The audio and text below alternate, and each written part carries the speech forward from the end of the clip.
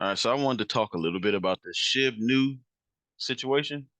Um, with my trading styles, obviously supply and demand, and I take rally-based rally supply and demands also because those work very great.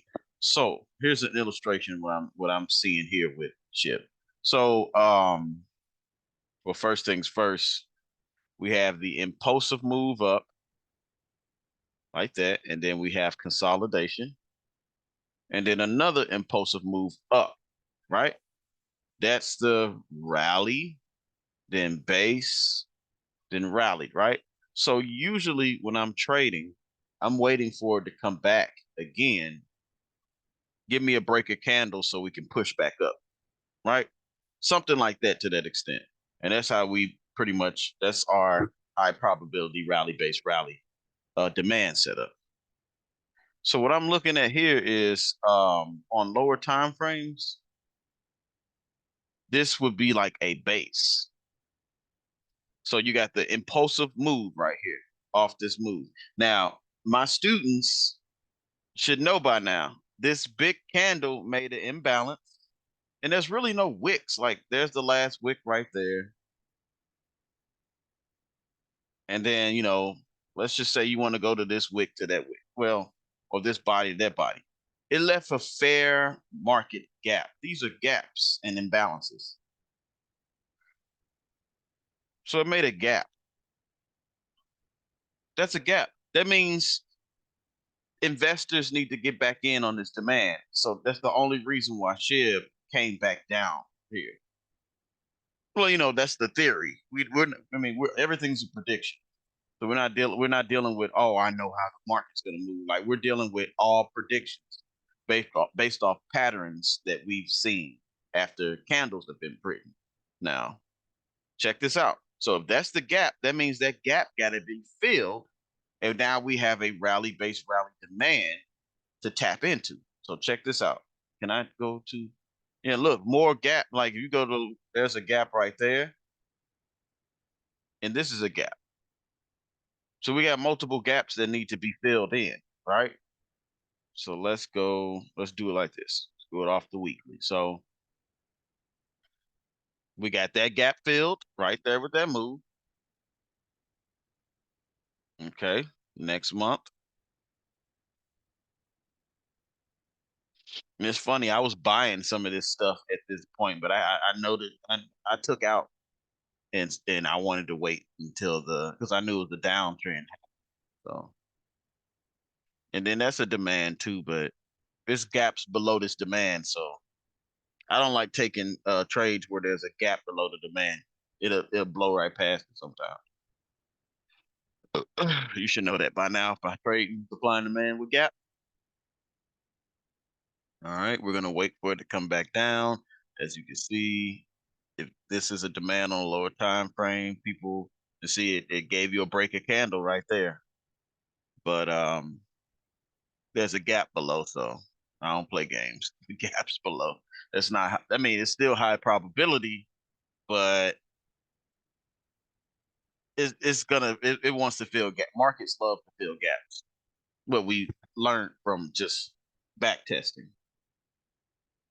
So let's just speed this up a little bit. Well, you know what? Once it speed up, it's gonna go right there. All right, so we're filling in this gap down here and that whole big gap candle that was on the monthly, right? So at this point, I was dollar cost average. I was buying every time it went low, buying, buying, buying, buying, buying, and stuff like that. But yeah, dollar cost average did really well for me. But I think from this point, I was just buying every time it dropped. Buy, buy, buy, buy, buy. We got to shoot up, and it started coming down. I was like, buy, buy, buy, buy. I've been buying all the way and to the point where we got to this demand. And I believe in about 10 years or so, probably not even 10 years. I'm just giving it 10 years that this thing will be at least above um, like 20 cent, something like that. It's not that hard to think that it'll go to 26. If you look at Dogecoin, Dogecoin is at 8 cents. Nobody really thought the Dogecoin would make it. Nobody even thought that Bitcoin. Remember, Bitcoin was below a penny at one point. Look at it. All these beliefs that you think that something's not gonna happen to some stuff that's new. You just gotta be a little bit more optimistic. I'm not saying be naive, but maybe be in the middle of naive and optimistic. I don't know.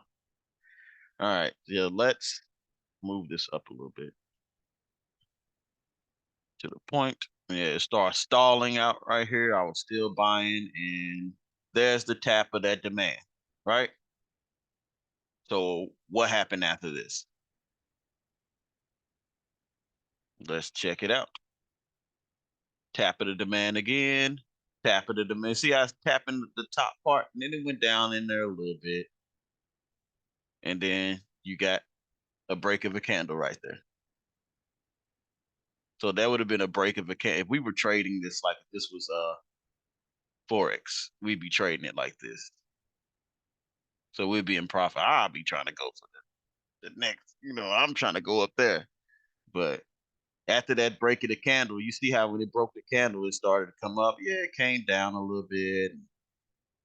That's supposed to happen. That's just normal, normal price action. So another tap at the thing.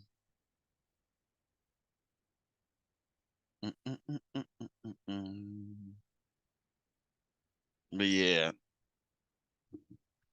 this usually when it start going sideways like this, some people will close out of their position, but I know better. I just hold mine. So that's where we're at right now. Let's just, if we pretending like we were trading Shib Newton, that was the currency. So we had the big push up off there, and now we're right here. Just we're still smooth selling on this rally based rally. Um, the way it looks, this looks like it's gonna keep pushing back up here. It's like I said and I stated, rally, fill the gap in. They filled the gap and everything's filled. Now new investors can come in and start buying off of this monthly zone. And I guess I could show you an illustration of that. Yeah, maybe we could show an illustration of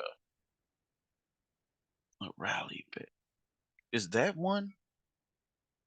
In a sense, this is one. That's kind of funny that we came right here. So let's do this. So this is on the monthly GBP, New Zealand.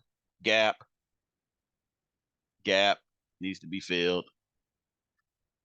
And we got demand below the gap. So we know we ain't trying to go on no lower time frame and take nothing right here. And let's see what happens. I mean, you already saw what happened, but let's check it out. So right there, it's inside of the gap. So it reacted a little bit. Now the gap is filled. Now what? And it went automatically down there. Gap filled. It needs to come back to the demand. It didn't come back there yet. That might have been on some lower time frame or whatever. It is what it is. So we're in the demand. See how they got that rejection off of there, right? Now we're inside it. It went all the way below it and start coming up. This is normal stuff that happens when it's at a demand. So